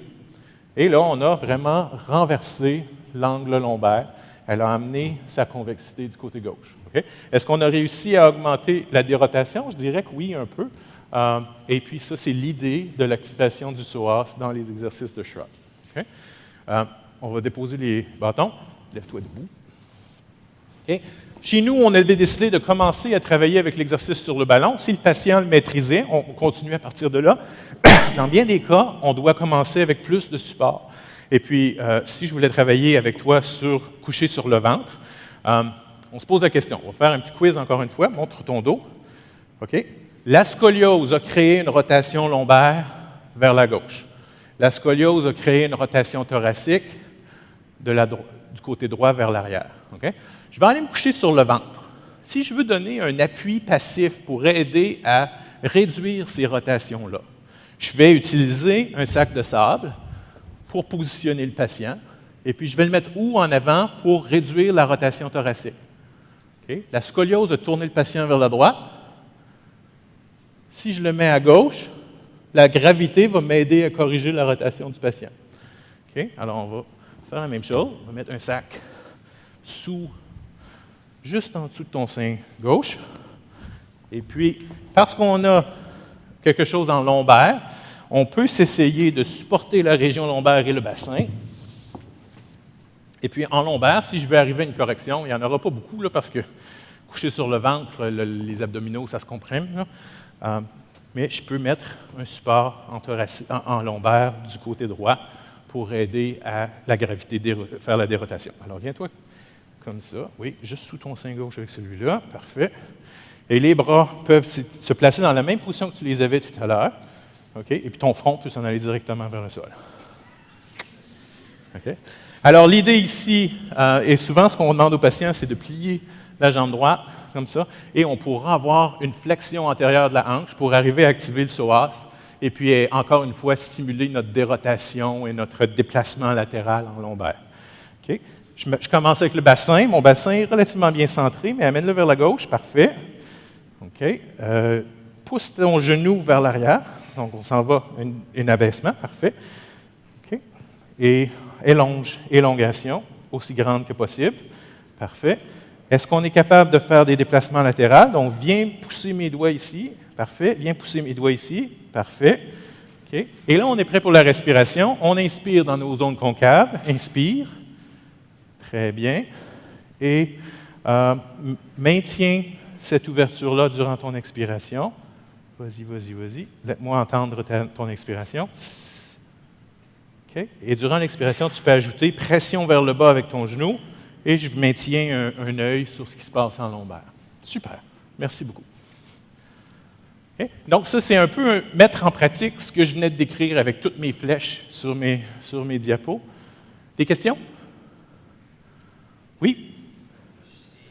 Chez Roxane, qui a quand même une vingtaine d'années, c'est facile de comprendre tout est flexible. Quand on transpose ça chez des enfants, On a une gamme. C'est très variable, c'est surprenant. Il y a des petites filles qui le comprennent tout de suite. On a des danseurs, on a des athlètes, on a des gymnastes qui semblent avoir ça naturel. Et on a des filles avec qui, 2 mois plus tard, on en est encore couché sur le ventre à répéter, répéter, répéter. Mais petit à petit, il y a une progression et tu vois que le patron moteur se développe et on y arrive. Il y a des gens qui nous disaient, quand on a commencé l'essai, vous devriez attendre à ce que les patients aient 12 ans avant de vous y mettre. Et puis, ce qu'on a observé, c'est que l'âge chronologique n'a rien à voir avec la capacité du patient de l'intégrer. C'est un petit peu plus difficile. Tu dois utiliser des cues tactiles, des cues verbaux, des vidéos pour aider à comprendre, mais les patients y arrivent. Alors, je dirais, change ta méthode pour trouver celle qui fonctionne avec le patient. D'accord. Alors, qu'est-ce qu'on a observé comme résultat en utilisant cette approche-là avec nos patients?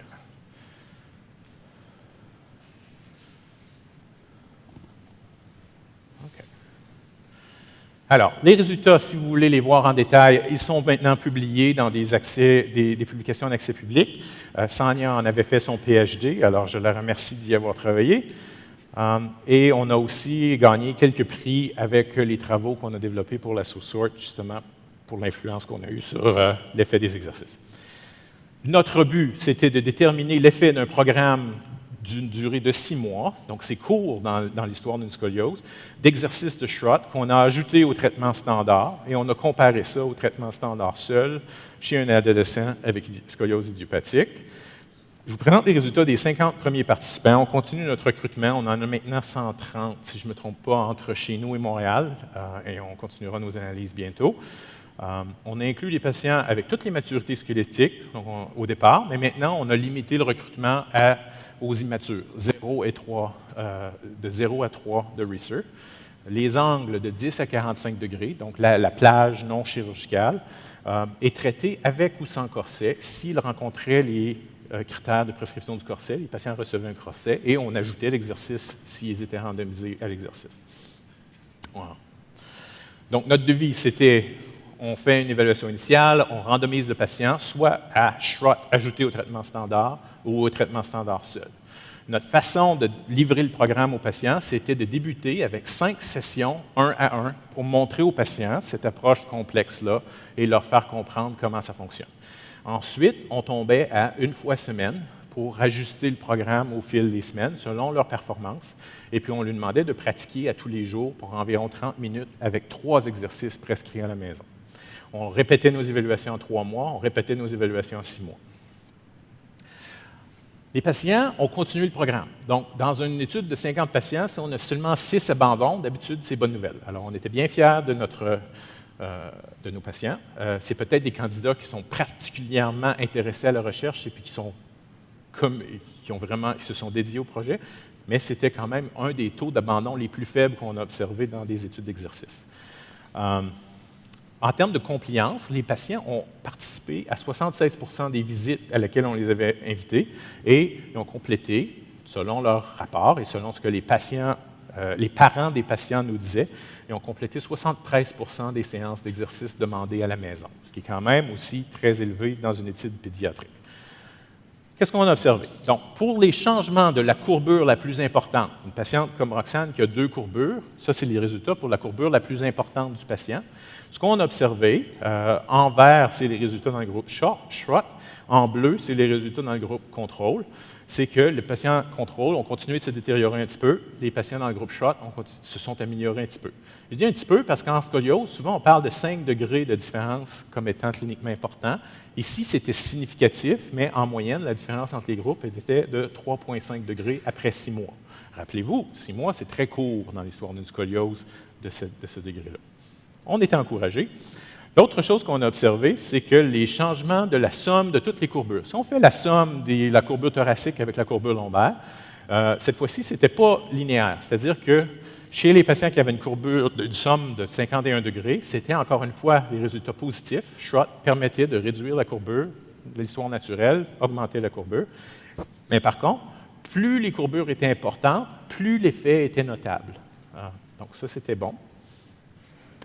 Si on analyse les résultats de la façon dont les chirurgiens vraiment s'y intéressent, c'est-à-dire combien de patients se sont améliorés de plus de 5 degrés, combien sont restés stables, combien se sont détériorés de plus de 5 degrés, on a observé qu'on avait moins de patients qui se détérioraient dans notre groupe Schrott, au point tel où le risque relatif était en faveur de l'effet Schrott Et je ne sais pas si vous êtes familier avec le nombre nécessaire à traiter, mais un nombre nécessaire à traiter d'un programme d'exercice de 4, c'est quand même pas mal bon. Ce que ça veut dire, c'est que si on traite 4 patients, on aura un patient qui aura vraiment évité la progression dans ce cas-là. L'inconvénient de ça, c'est qu'il y en a 3 qui ont participé au programme et qui n'ont pas vraiment eu besoin de participer au programme. Okay? Fait que ça veut dire qu'on a quand même, si on compare à d'autres effets, on a parlé de l'effet du corset dans l'étude de Weinstein, qui avait été vraiment convaincant. Leur nombre nécessaire à traiter, c'était 3. C'est-à-dire que même en corset, on juge le traitement efficace, mais on a quand même un questionnement à savoir, est-ce qu'il y a des patients qu'on traite pour rien?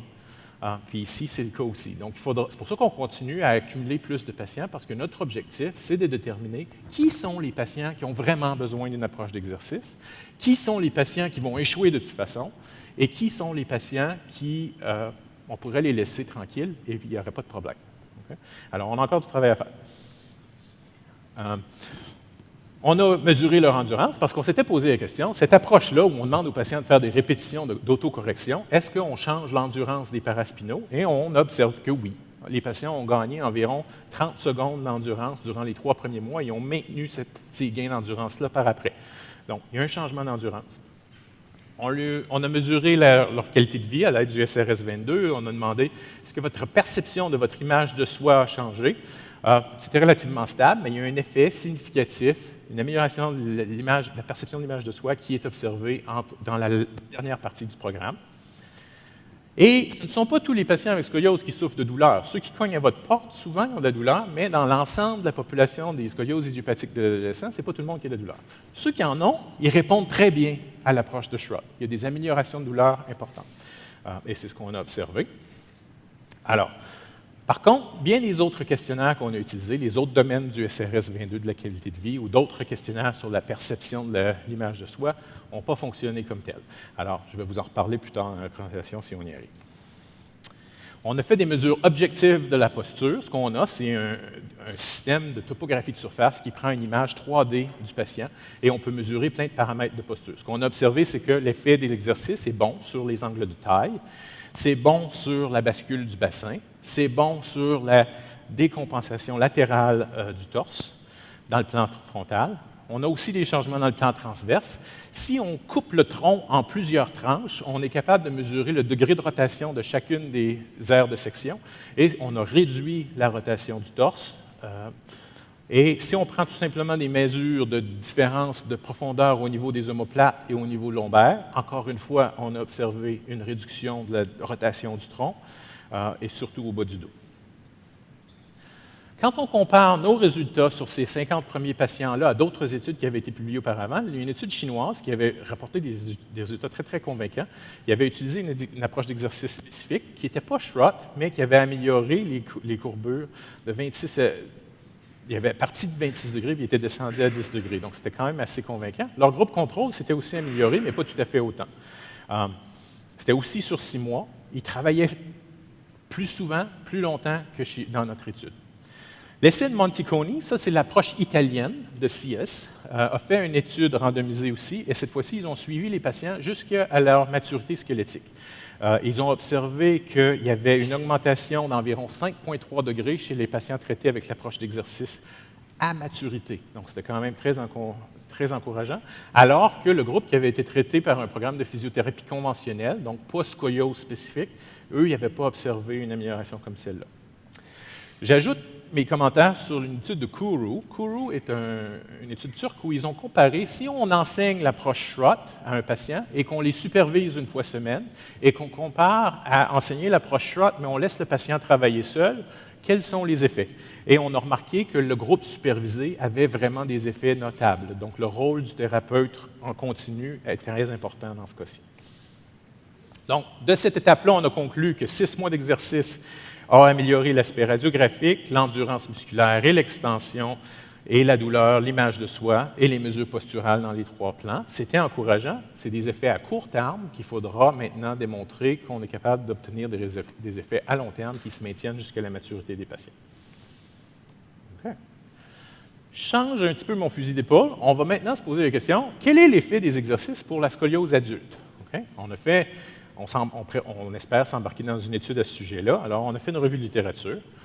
La scoliose adulte, ici, c'est défini comme une courbure de plus de 10 degrés dans le plan coronal chez un individu qui a déjà atteint la maturité du squelette. On appelle ça scoliose idiopathique de l'adulte. Et ça, en général, il y a une prévalence d'environ 11 dans la population, donc beaucoup plus importante que les scolioses idiopathiques de l'adolescent. Par contre, ici, ce qu'on a un problème, c'est que c'est un mélange de scoliose idiopathique et de scoliose dégénérative. On ne comprend pas très bien la division entre les deux. On a trouvé seulement une étude randomisée qui a étudié l'effet d'exercice dans ce groupe-là. Encore une fois, c'était l'approche de CS des Italiens qui a montré qu'il y a des bons résultats. Il y avait certains biais. L'étude n'était pas faite à l'aveugle, mais quand même, en conclusion, ce qu'on a déterminé, c'est que l'approche de scoliosis spécifique chez l'adulte, le programme de 20 semaines, a amélioré la douleur d'environ 12 différence entre les deux groupes, amélioré la qualité de vie, mesurée à l'aide du questionnaire SRS-22, et la fonction, mesurée à l'aide du Oswestry Disability Questionnaire. Alors, on a des bonnes évidences que chez l'adulte, on a du potentiel avec des exercices spécifiques. OK. Donc, ce sont là où on en est avec les résultats sur l'effet des exercices. Je voudrais m'apprêter à conclure certaines choses ici en vous parlant de où on en est avec des recommandations sur comment vous devriez faire le suivi de vos patients à l'aide de mesures objectives de la posture. On a fait différents travaux avec des méthodes compliquées, surface en 3D, des scanners qui permettaient d'obtenir des images en 3D, d'analyser beaucoup de paramètres, mais c'est pas évident de faire ça en clinique quand on est occupé. Alors, avec une collaboratrice de Montréal qui a présenté l'an passé, Carole Fortin, on a fait une mesure de est-ce qu'il est possible de faire des détections de changements de petites quantités sur la posture qu'on pourrait utiliser dans nos traitements posturaux en clinique. On trouvait qu'il y avait un besoin pour ça parce que la plupart des mesures qui sont disponibles dans le suivi des patients avec scoliose, c'est des choses qui ont été développées pour des suivis opératoires où les changements, à l'œil nu, on peut les détecter.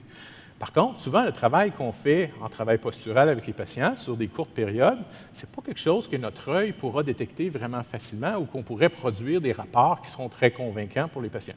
Alors, il nous fallait des mesures qui pourraient être convaincantes dans nos rapports aux médecins et dans nos rapports pour documenter l'effet de nos interventions. Donc, la méthode, c'est un examen clinique photographique de la posture. On standardise la position des pieds, on place des marqueurs sur différents points anatomiques sur le patient et on prend une photo de face, de côté, des deux côtés et de dos. Et il y a un logiciel qui sera bientôt disponible gratuitement sur Internet sur lequel, tout simplement, vous déplacez les marqueurs qui décrivent l'oreille gauche, l'oreille droite, les deux genoux, les deux chevilles, et ça vous permettra automatiquement de générer des indices de posture pour quantifier l'effet de vos interventions.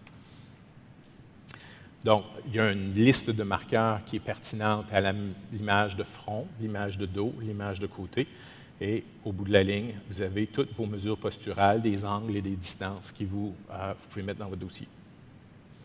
Donc, l'objectif ici, c'était de voir, OK, bon, en théorie, ça serait bon d'utiliser de la posture, des photos et des points de repère anatomiques pour documenter l'effet de nos traitements. Mais est-ce que ces mesures-là sont vraiment bonnes à capturer des changements en réponse au traitement à l'aide d'exercices? Pour faire ça, on avait dans cette analyse-là 23 adolescents qui ont participé dans nos programmes d'exercice de SHROT ou de RPG à Montréal, et on les a combinés. Au départ, les patients avaient entre 10 et 60 degrés et tous avaient reçu un traitement une fois semaine à l'aide d'exercices. Ils ont eu 2 examens, au début et à 3 mois, et on a fait les photos face, côté, de dos, et on a mesuré 13 indices de posture. On a démontré que si on répète les postures en intervalle d'une semaine, que les patients, on obtient des mesures qui sont très répétables, très fidèles, avec des erreurs de mesure sur les angles et les distances qui sont très petites. Donc, malgré que c'est quelque chose qu'on fait rapidement en clinique et puis de façon possiblement imprécise en plaçant nos marqueurs sur les points anatomiques, on obtient des mesures qui sont précises, dépourvues d'erreurs. Et on a déterminé ensuite, est-ce que ces mesures-là détectent les changements? Pour interpréter l'analyse qu'on a faite, c'est qu'on a calculé ce qu'on appelle le Standardized Response Mean. C'est comme une mesure d'effet. Et puis, si c'est plus de 0,5, on considère que c'est une très bonne mesure. Ça capture des changements modérés. Et si c'est plus de 0,8, on considère que c'est très bon à détecter des gros changements. Alors, qu'est-ce qu'on a observé? On avait des mesures au niveau de l'obliquité du regard, l'élévation des épaules ou la symétrie scapulaire. Au niveau du tronc, on a regardé la symétrie de l'angle de taille, les deux angles, gauche et droite, l'angle de la scoliose thoracique, parce qu'on marque les épineuses, on est capable d'estimer l'angle de scoliose thoracique, scoliose lombaire, et on a aussi regardé où se trouve C7 par rapport au bassin. Et dans tous les cas, notre capacité à détecter l'effet de traitement était très importante. En général, la dernière fois qu'on avait regardé ça avec l'aide de radiographie, pour l'angle cob, les estimés qu'on a obtenus, c'était environ 0,8. Alors, la posture semble être sensible au changement à l'aide de l'exercice. Même chose, si on suit des mesures du bassin, on avait des mesures d'obliquité du bassin vue devant, vue de derrière, ou dans le plan sagittal, la bascule antérieure-postérieure. Et dans ces cas-là, hormis la bascule pelvienne frontale vue de derrière, on avait des bons résultats. On pense que vue de derrière, parce que les marqueurs qu'on utilise, ce sont les épineuses postérieures-supérieures, sont trop rapprochés pour vraiment avoir une mesure d'angle précise. On vous recommande de prendre la mesure du bassin vue de l'antérieur. Okay.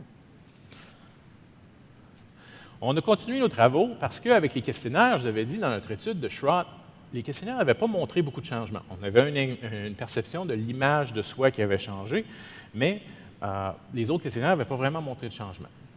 Avez-vous déjà entendu parler du SRS 22 dans votre programme jusqu'à maintenant, la mesure de la qualité de vie chez les patients avec scoliose? Oui, non? Oui, parfait. OK. C'est vraiment l'outil de mesure qui est le plus utilisé en scoliose jusqu'à maintenant, partout dans le monde. Il comprend 22 questions, il mesure 5 scores, la fonction, la douleur, l'image de soi et la santé mentale et la satisfaction avec le traitement. Il y a plusieurs traductions disponibles, il y a des guides pour le calcul des scores, il y a une bibliographie qui vous donne toutes les évidences rapportées jusqu'à maintenant. Par contre, cet outil-là a des limitations.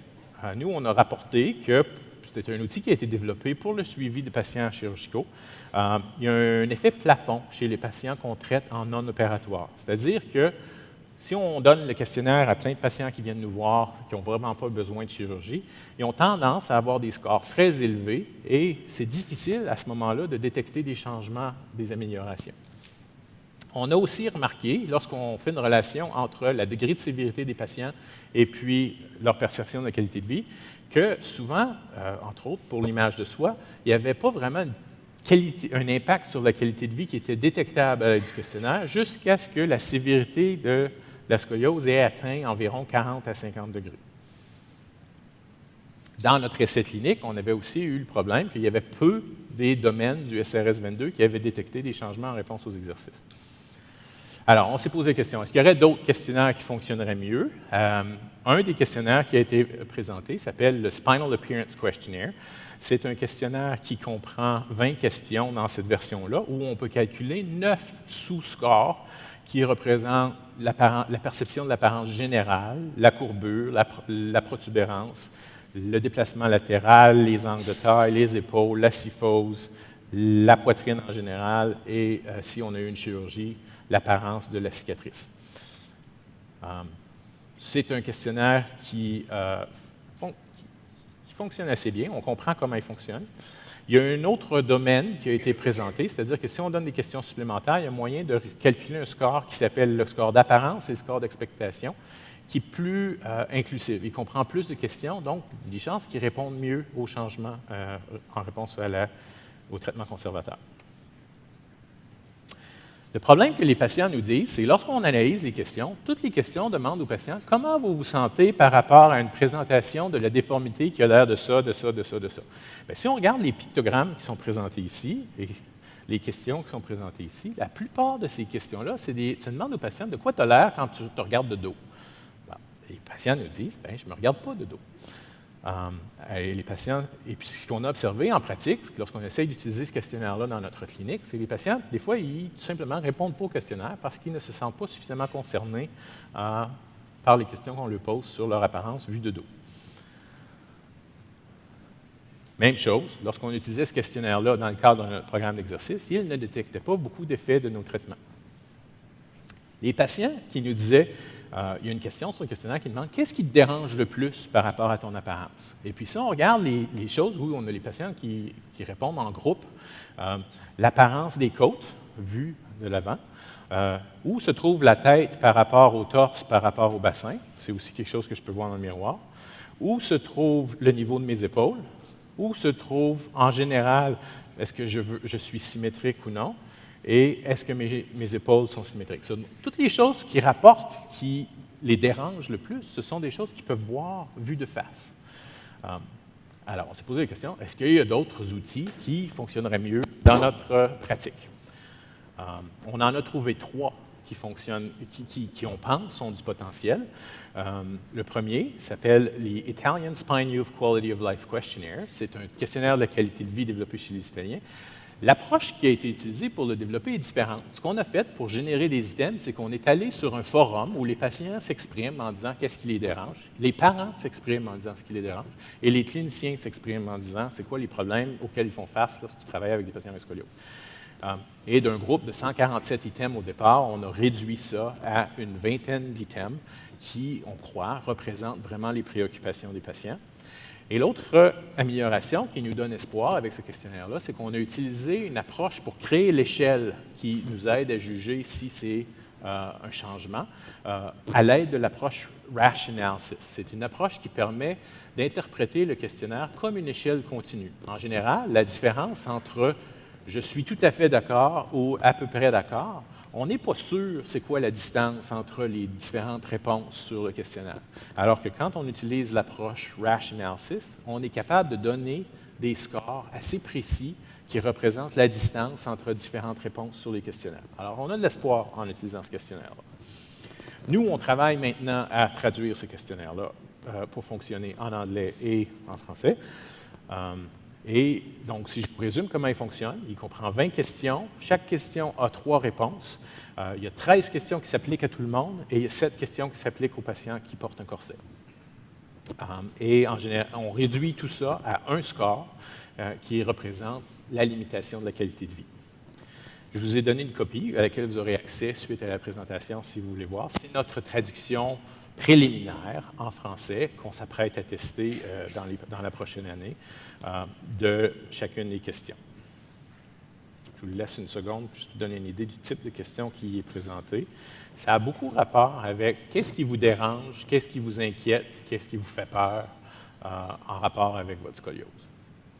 Et chez les gens qui portent le corset, là, les préoccupations sont un petit peu différentes. Sur quoi on s'attarde, c'est qu'est-ce qui vous dérange? Avez-vous peur que les gens remarquent que vous portez un corset? Est-ce que ça affecte votre état d'esprit, votre santé mentale et ces choses-là? Okay. L'autre questionnaire, qui s'appelle le Body Image Disturbance Questionnaire, est très simple, mais ce qu'on cible avec ce questionnaire-là, c'est est-ce qu'il y a des choses qui vous dérangent en rapport avec votre scoliose? Et est-ce que ça influence votre capacité à participer dans des activités de tous les jours? Il a été traduit en chinois et en allemand. On travaille à le tester en anglais et on compte le traduire en français bientôt. Et en réponse aux problèmes que le Spinal Appearance Questionnaire demande aux patients de résumer comment vous vous sentez vu de dos, là, on a maintenant un questionnaire qui a été testé à Montréal et testé aux États-Unis. Quelle est votre perception de la perception antérieure du tronc en rapport avec la scoliose? Qui demande aux patients aussi de s'intéresser, est-ce que vous avez des asymétries de la poitrine, entre autres, qui sont complètement négligées par les autres questionnaires jusqu'à maintenant. Okay. Et je vous ai donné une copie pour votre référence à l'avenir. Okay. Alors, où on en est avec ces questionnaires-là? On a comparé, est-ce que ce sont des tests fidèles, c'est-à-dire est-ce que les tests chez un groupe de patients qui n'a pas changé nous donnent des résultats stables? Et on a remarqué que les 3 nouveaux questionnaires ont des données adéquates en termes de fidélité qui permettent d'être reproductibles chez les patients qui n'ont pas changé. Donc, première observation, il y a du potentiel de ce côté-là. Les erreurs de mesure sont faibles, donc en théorie, ça devrait nous aider à détecter des changements de petite quantité. Et ça nous donne de l'espoir de ce côté-là. Même chose quand on a comparé aux questionnaires qui avaient été utilisés davantage jusqu'à maintenant, les différentes échelles du SRS 22 et de la perception de l'apparence physique. Dans tous les cas, on avait des résultats qui étaient ou bien adéquats ou bien supérieurs avec nos nouveaux questionnaires. Alors, c'est prometteur. Okay. On s'est posé la question, OK, est-ce que ces questionnaires-là présentent une validité de critères? Donc, quand on teste un nouvel outil, on doit vérifier est-ce que ça donne des mesures stables chez les patients stables? Est-ce que ça donne des mesures qui correspondent au concept de qualité de vie qui nous intéresse? Alors, on avait des questionnaires existants, la SRS 22 et l'apparence vue de dos, et on a fait des corrélations entre les nouveaux questionnaires et ces anciens questionnaires-là pour voir où on en est. Celui qui nous intéressait le plus dans cette étude-là, c'était le nouveau questionnaire de la qualité de vie traduit des Italiens. Et on a remarqué qu'en général, il y a des bonnes corrélations avec les autres domaines. Quand c'est des questionnaires, on ne s'entend pas des corrélations super, super fortes. Il y a de l'erreur de mesure dans les questionnaires. Alors, on était satisfait d'avoir plusieurs corrélations au-dessus de 0,5 dans ce domaine-là. Donc, on jugeait qu'il y avait du potentiel. Notre étape suivante, ça va être de vérifier est-ce que ça se corrèle avec les mesures de l'angle Coble et des mesures de rotation chez ces patients-là.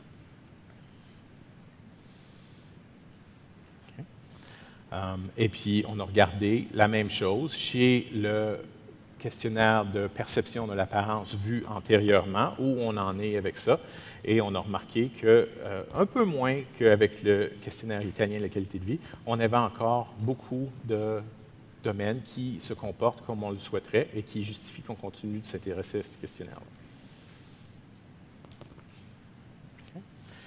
Donc, nos outils ne semble pas vraiment relié à la fonction des patients. Il relie davantage avec la douleur et avec la perception de l'apparence. Et je vous avais présenté deux façons de compiler les scores sur le questionnaire d'apparence vue de dos. Et ce qu'on a observé, c'est que le questionnaire qui combine tous les données de ce questionnaire-là en 2 domaines plutôt que 9 domaines fonctionne beaucoup mieux. Donc, si vous voulez l'utiliser dans votre pratique, ce que je vous suggère, c'est de faire la recherche du procédé pour faire le calcul du score au Spinal Appearance Questionnaire qui résume les scores seulement à 2 échelles. Okay. Donc, on suggère que vous fassiez la mesure de la qualité de vie dans vos études ou dans votre pratique chez les patients qui ont la scoliose, et on espère vous fournir un outil qui sera un peu plus adéquat que le SRS 22, mais pour l'instant, le SRS 22 est quand même le plus utilisé dans ce domaine-là. Et je vous ai présenté différents questionnaires de la perception de l'apparence qui sont peu utilisés en général, mais que si vous souhaitez faire des changements de posture, vous allez vouloir utiliser. Okay. On travaille à les améliorer parce que jusqu'à maintenant, les résultats sont encore sous-optimaux et on espère avoir quelque chose à vous présenter bientôt. Notre étape qui suivra ensuite, ce sera de démontrer que les nouveaux questionnaires sont vraiment capables de capturer des changements en réponse aux exercices ou aux traitements conservateurs que vous utiliserez dans votre pratique. Okay. Donc, ça donne un peu un sommaire de la plupart des priorités de recherche qu'on a suivies au fil des dernières années. Et puis, j'ai gardé du temps un peu vers la fin ici pour répondre à davantage de vos questions. Quelques messages clés que je voudrais vous donner. Vous êtes des experts qui pourraient faire la détection de la scoliose et on vous encourage à faire le suivi clinique si les scolioses sont petites jusqu'à ce qu'il y ait besoin de référer. Première chose. Deuxième chose, c'est qu'on a beaucoup de raisons pour lesquelles les exercices seraient vraisemblablement utiles chez les patients avec scoliose. On a un fondement pour tester plusieurs approches. On en a testé quelques-unes et celles qu'on a testées nous donnent des bons résultats. Alors, c'est encourageant. Et il nous faudra maintenant travailler aussi à fournir les évidences à long terme qui seront nécessaires à justifier des programmes de détection à plus grande échelle. Et je souhaite que si vous allez travailler avec des patients avec scoliose, que vous vous équipiez avec des mesures de résultats qui sont assez précises pour vraiment documenter l'efficacité de ce que vous allez faire. Et pour ce faire, je vous ai présenté des mesures de la qualité de vie, des mesures de la posture, on a parlé de mesures d'endurance, si c'est quelque chose que vous poursuivez dans votre pratique, et bien sûr, des mesures d'imagerie qui seront à votre avantage dans votre pratique. Donc, ça conclut le message que je voulais vous donner aujourd'hui et ça me fera plaisir de répondre à vos questions.